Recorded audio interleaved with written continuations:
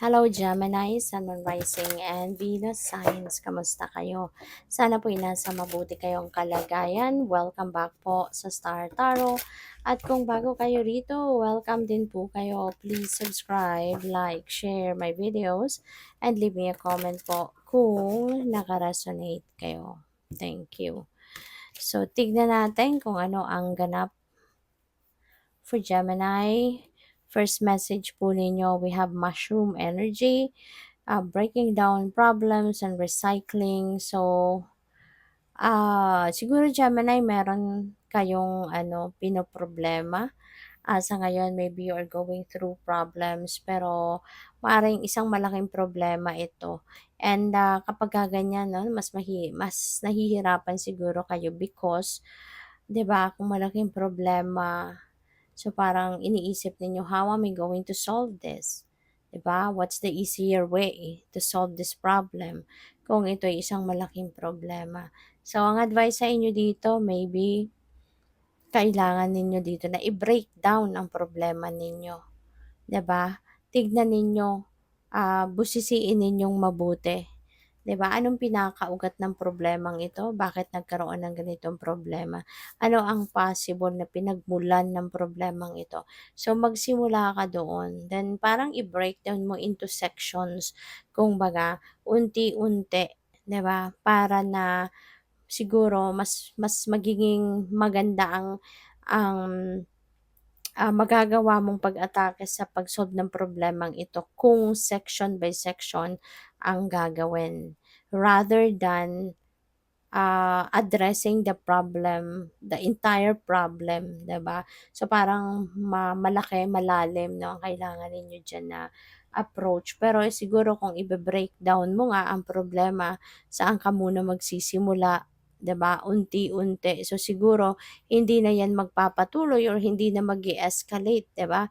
Kasi meron ng you never know, baka kunyari yung problemang yan has three different components, 'di ba? So, ano mo muna, gawin mo muna yung pinakailalim, pinakasimula, pinag-ugatan, 'di ba? Kasi kung tulad ng halaman, 'di ba? Kung gusto mong patayin ng isang halaman or isang damo, 'di ba, ang binubunot natin siya, kinukuha natin ang ugat, pinuputol natin ang ugat para hindi na siya mag-thrive, 'di ba, hindi na siya tumubo. So, gano'n din ito, So, hanapin ninyo kung ano yung pinaka-ugat, pinaka-root cause nito, 'di ba, para hindi na muling magsimula, hindi na madagdagan, hindi na mag-escalate, 'no? So, parang gano'n.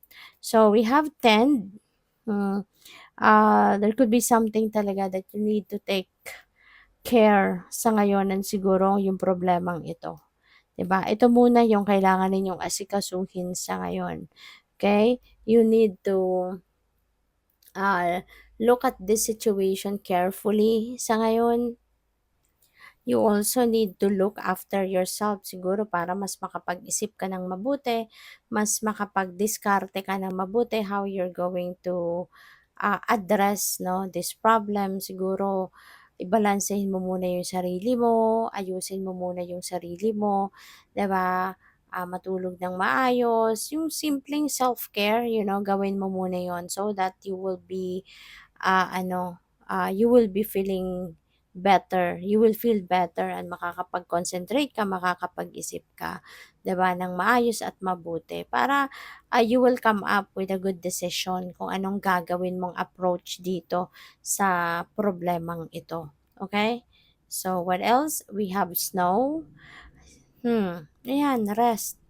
Alam mo, Gemini, baka nag-uugat ang lahat ng ito dahil sa sobrang dami mong ginagawa at maaaring na-overlook mo na yung health mo. Baka na-overlook mo na yung mga importanteng bagay about yourself, lalo-lalo na ang inyong kalusugan, ang inyong pangangalaga, no, sa inyong katawan, baka yun ang nakakaligtaan mo. Kaya kailangan mo ngayon na magpahinga, give yourself time to rest, to reflect, to rejuvenate, recuperate, recharge yourself, at mag-isip-isip ka, contemplate, No? Now is the time for you to contemplate para mapag-isipan mong mabuti, 'di ba? Kung ano ang mga nangyayari, you can do some kind of re-evaluation of what is happening in your life sa ngayon para nang sa gayon eh maisip mong mabuti anong mga bagay na dapat mong baguhin sa ngayon. What are the things na napapabayaan mo para makabawi ka, 'di ba? So, tingnan natin kung ano pa. And by the way, maraming salamat no, for subscribing. And if you haven't subscribed yet, subscribe na kayo. And also, maraming salamat din for not skipping the ads. Malaking bagay po yan sa akin. Also, please click the join button sa baba ng video kung gusto po ninyo na mag-join kayo sa membership. So, the next energy is the wasp. Ayan, so may galit, may jealousy, may retaliation, no? Baka ito yung ano ninyo, baka ito yung immediate reaction ninyo sa problema, 'di ba? Kaya nga kailangan ninyo na mag-isip-isip, mag-step back muna ng konti, pahinga ka para na makapag-isip ka ng mabuti. Kasi hindi hindi makakatulong, 'di ba? Kung galit ang papairalin mo, kung magre-retaliate ka agad-agad na hindi mo man lang pinag-isipan mabuti kasi maaaring meron din selos dito na nangyayari. Baka yun din ang mga ugat 'no, ng galit na 'yan, yung selos, puwedeng gano'n. So, mas maganda na talaga mag-contemplate ka muna before you take steps 'no, kung papaano mo susolusyunan ang problemang ito. Mag-isip ka muna, okey? Huwag kang padalos-dalos kasi baka mamaya may magawa kang pagsisisihan mo in the end, alright? So, wag mong pairalin ang galit, yung jealousy, yung maa-address mo 'yan 'no, kapag humupa na yung galit mo, kapag humupa na yung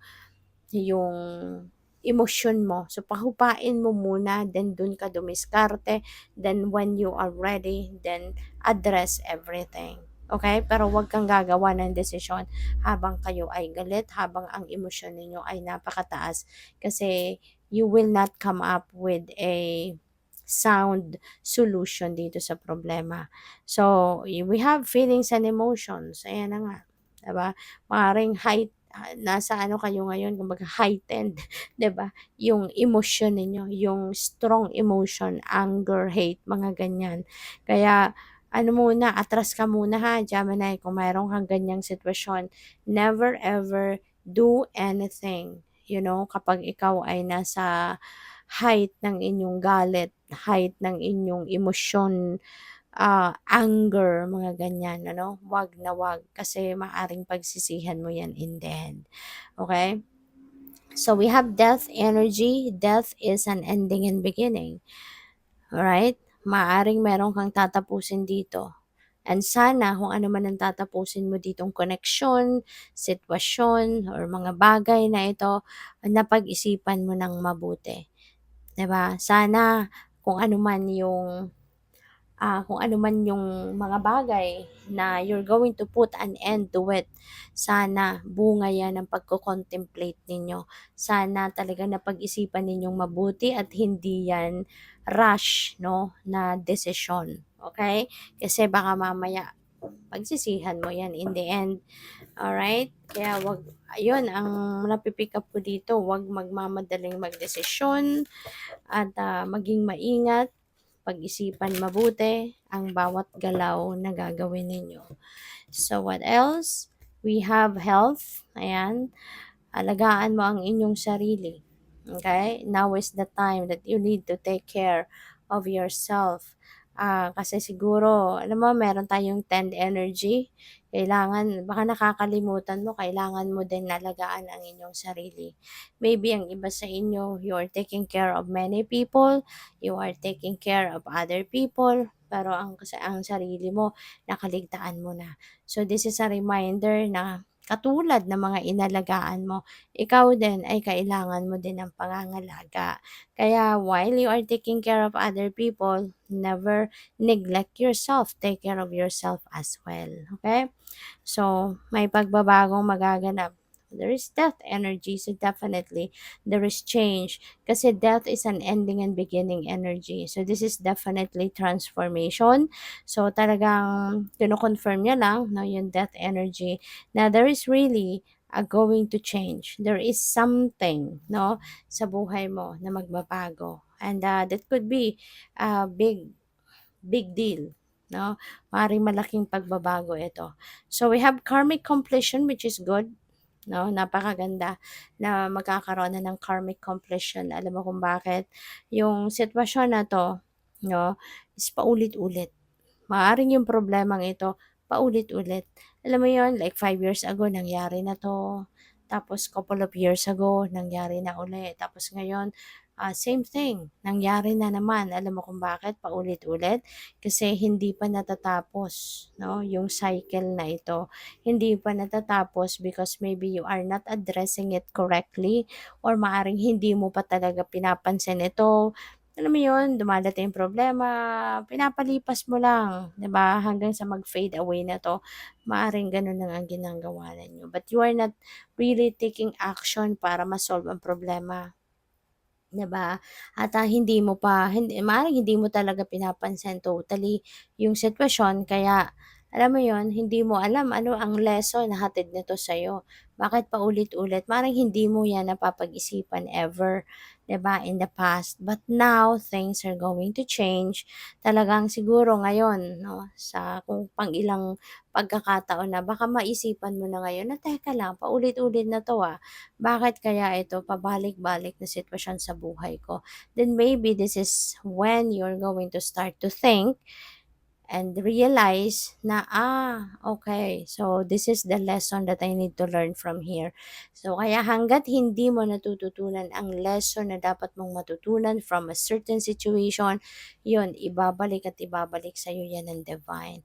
Pero ngayon, matututunan mo na siya, kaya meron ng karmic completion. Matatapos na once ng sitwasyon na to, na problemang ito, will be solved and na-address mo ng tama at na-realize mo na kung ano ang lesson na dapat mong matutunan dito and you're going to uh, live by that lesson, mapuputol na 'to, 'no? Yung karmic debt mo will be gone, tapos na, wala na, hindi na 'yan babalik. Okay, so good luck. Thank you for watching, Love and Light. Namaste.